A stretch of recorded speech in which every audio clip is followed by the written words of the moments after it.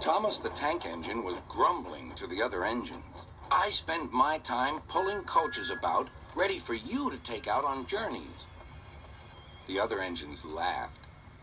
Why can't I pull passenger trains too? You're too impatient, they said. You'd be sure to leave something behind. Rubbish, said Thomas. I'll show you. One night, he and Henry were alone. Henry was ill. The men worked hard, but he didn't get better.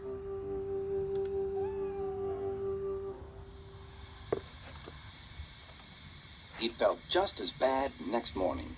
Henry usually pulled the first train, and Thomas had to get his coaches ready. If Henry is ill, he thought, perhaps I shall pull his train. Thomas ran to find the coaches. Come along, he fussed. There's plenty of time, they grumbled.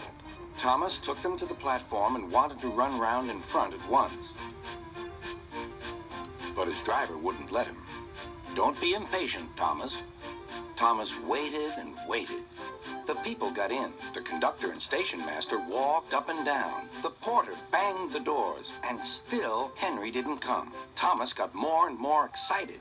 Sir Topham Hatt came to see what was the matter, and the conductor and station master told him about Henry. Find another engine, he ordered. There's only Thomas, they said. You'll have to do it then, Thomas. Be quick now. So Thomas ran round to the front and back down on the coaches, ready to start. Let's not be impatient, said his driver. We'll wait till everything is ready. But Thomas was too excited to listen. What happened then, no one knows. Perhaps they forgot to couple Thomas to the train, or perhaps the driver pulled the lever by mistake. Anyhow, Thomas started without his coaches. As he passed the first signal tower, men waved and shouted, but he didn't stop. They're waving because I'm such a splendid engine, he thought importantly. Henry says it's hard to pull trains, but I think it's easy. Hurry, hurry, hurry, he puffed, pretending to be like Gordon. People have never seen me pulling a train before. It's nice of them to wave. And he whistled. Beep, beep. Thank you. Then he came to a signal at danger. Bother, he thought. I must stop. And I was going so nicely, too.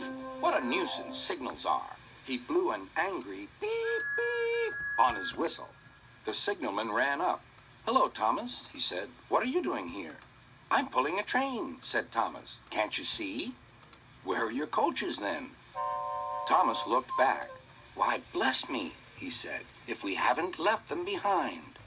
Yes, said the signalman. You'd better go back quickly and fetch them. Poor Thomas was so sad he nearly cried. Cheer up, said his driver. Let's go back quickly and try again.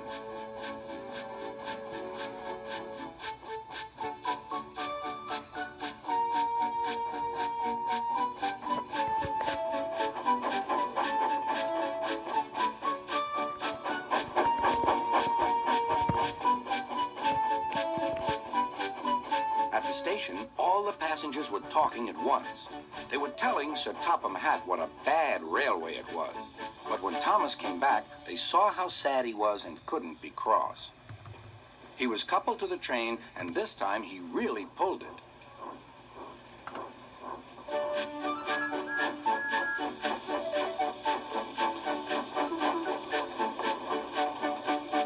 Afterwards, the other engines laughed at Thomas and said, Look, there's Thomas who wanted to pull a train, but forgot about the coaches.